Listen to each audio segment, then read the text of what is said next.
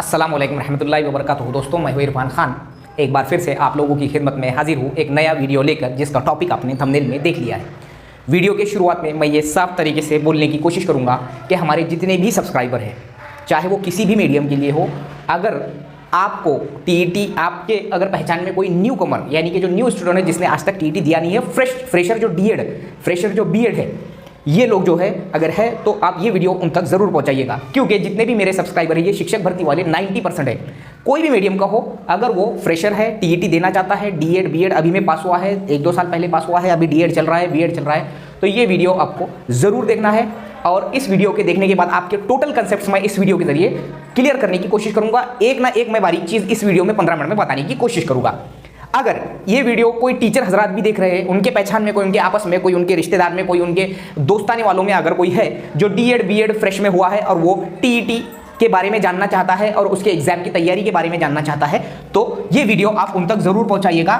मैं आपको एक चीज एक परत दर परत खोलकर बताऊंगा कि क्या चीज है एक्चुअल में टीईटी और इसके पूरे कंसेप्ट्स कैसे होते हैं। तो शुरुआत करते हैं हम इस वीडियो की। मेरे सब्सक्राइबर जितने भी हैं उन तमाम से मेरी रिक्वेस्ट है, हम्बल रिक्वेस्ट है कि आप उन तक जरूर शेयर कीजिए, क्योंकि आपको टीईटी के बारे में, सीटीटी के बारे में पूरा ज्ञान हो चुका है। ठीक है, सबसे पहिली चीज, मराठी माध्यम जर तुम्ही असाल किंवा तुम हिंदी मीडियम आहे, कोणताही तुमचा माध्यम असो, तुम्ही हा व्हिडिओ बघून तुम्हाला टीईटी महा टीईटी म्हणजे ॲक्च्युअल काय आहे आणि त्याची तयारी करण्यासाठी आपल्याला म्हणजे कोणते बुक्स आपण वापरू शकतो किंवा त्याची तयारी करताना आपला म्हणजे त्या तयारी करण्यापूर्वी आपली म्हणजे त्या टीईटी बद्दल आपली जी शंका आहे त्या सर्वांचं तुम्हाला समाधान या व्हिडिओद्वारे होणार आहे, म्हणून तुम्ही हा वीडियो पूर्ण बघा। सबसे पहले शुरुआत करते हैं हम basic concepts and clarification, basic concepts and clarification for new students. देखो, सबसे पहली चीज़, हमको अक्सर सवाल आते हैं, मुझे भी फ़ोन आते हैं, बहुत से टीचर हजरात के भी आते हैं कि भाई टीईटी क्या है, हमको बताइए, हमारे ये पहचान में कोई पूछ रहा है वगैरह वगैरह। तो इसका मैं आपको इसकी जो ग्राउंड लेवल से शुरुआत करूँगा। टीईटी एक्चुअल में टीईटी है ये टीचर एलिजिबिलिटी टेस्ट, यानी कि शिक्षक पात्रता परीक्षा जिसको हम बोलते हैं, ये पूरे इंडिया में लागू है। ठीक है, ये किसके लिए है? टीईटी जो है ये RTE right to education act 2009 जब भारत में लागू हुआ 1 अप्रैल 2010 से, आरटीई 2009 जब लागू हुआ तो टीईटी का कंसेप्ट जो है सामने आया। यानी कि आप भले ही डीएड बीएड हो, अगर आप प्राइमरी 1st to 8 क्लास के लिए टीचर बनना चाहते हैं, 1st to 8 क्लास पर आप टीचर बनना चाहते हैं, चाहे वो गवर्नमेंट की इंस्टीट्यूशन हो यानी कि गवर्नमेंट की भर्ती से हो या प्राइवेट हो, कहीं पर भी हो, आपको टीईटी ये कंपलसरी कर दिया गया है। सन 2011 से ये चीज जो है लागू ओवरऑल इंडिया में हुई है। हमारे महाराष्ट्र ने इसको एक्सेप्ट किया था सन 2013 में।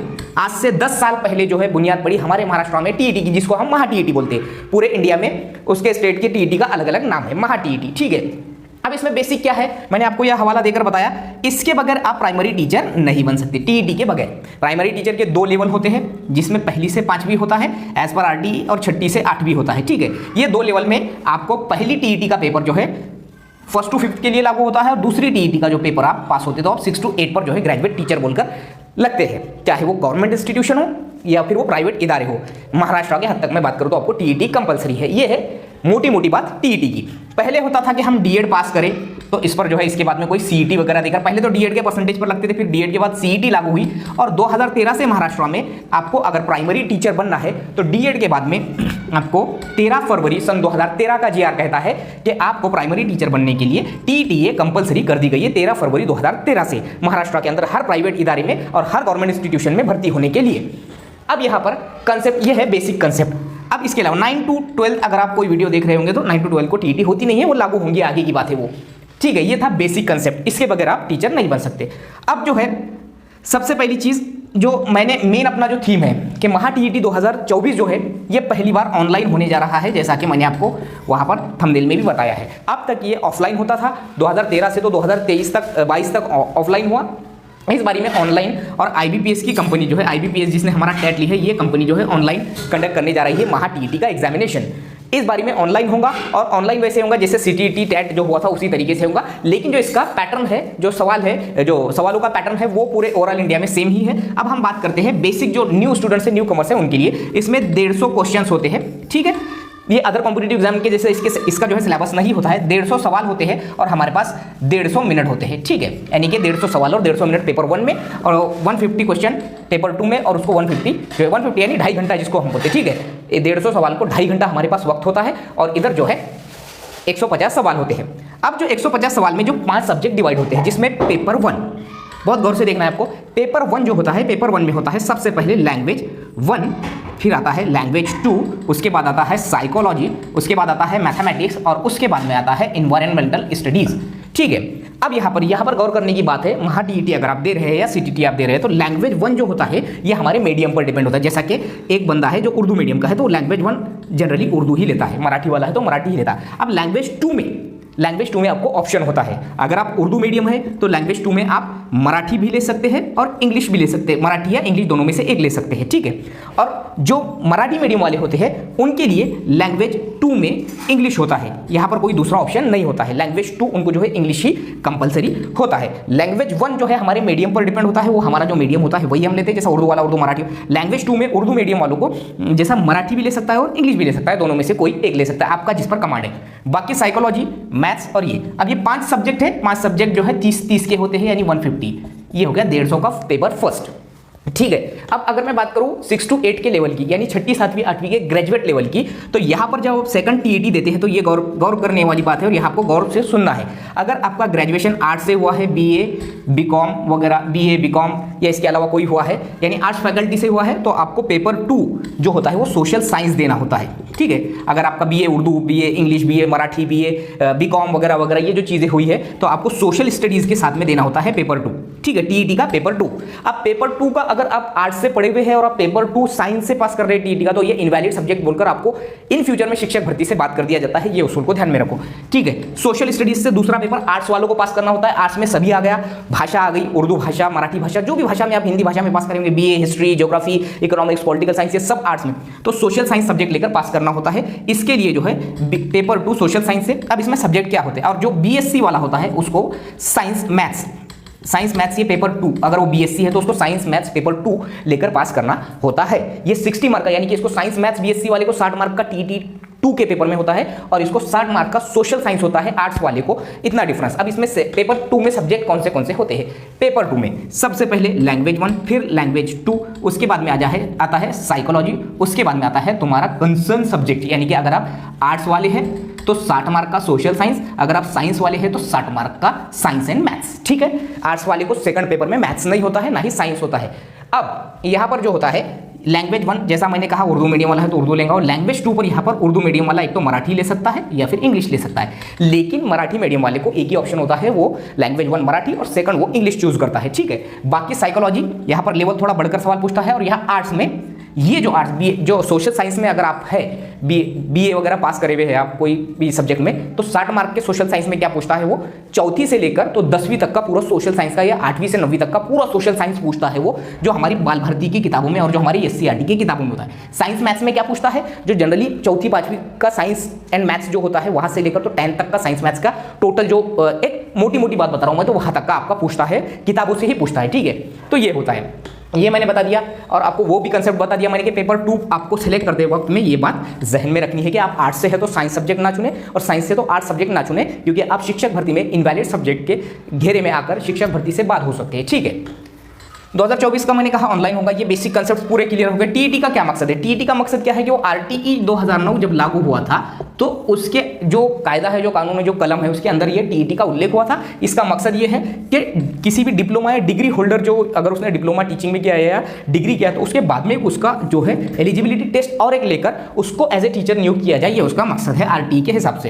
अब तैयारी का जो तरीका है, तैयारी का तरीका और सोर्सेस क्या होना चाहिए, यहाँ पर पूरी चीज़ें क्लियर हो गई होंगी आपकी। तैयारी के तरीके में अगर आप न्यू है, पुराने अगर मेरा वीडियो देख रहे होंगे जिनको टीईटी मालूम है वो उनको तो ये सब चीज़ें पता है, लेकिन अगर आप न्यू है तो आपको मैं बोलता हूँ अगर महा टीईटी की तैयारी कर रहे हैं तो आपको सबसे बेस्ट उपाय जो है, आपके पास उर्दू मीडियम के पास पब्लिकेशंस की कमी होती है, पब्लिकेशन नहीं होते हैं, तो मेरा ख्याल जहाँ तक है अगर आप पेपर 1 की तैयारी कर रहे हैं जिसमें उर्दू ग्रामर जो है 30 मार्क का होता है, उर्दू ग्रामर ये 30 मार्क का पेपर 1 में और पेपर 2 में 30 का होता है, तो उर्दू लैंग्वेज 1 जब लेते तुम तो 30 मार्क का उर्दू जो आता, तो यहाँ पर इसके लिए बेस्ट मेरी नज़र में 4वीं से लेकर तो 10th तक की जो एससीईआरटी की यानी महाराष्ट्र स्टेट की जो बोर्ड की जो किताबें हैं उर्दू मीडियम की, लैंग्वेज 1 की उर्दू की, जिसके मश्क के बाद में आखिरी में कवायद का जो हिस्सा आता है, कवायद बोलकर, यानी कि ग्रामर, उर्दू ग्रामर का मेरी नज़र में सबसे बेस्ट ये है, सबसे बेहतरीन आला तरीके का ये है। अगर इतना समझो ये हेडेक लगता है तो फिर कोई पब्लिकेशन बेस्ट है, बहुत से पब्लिकेशन आए हुए हैं।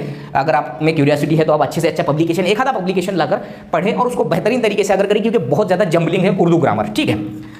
वो हो गया ये उर्दू। उसके बाद में लैंग्वेज 2 में एक आता है इंग्लिश और एक आता है मराठी, ठीक है।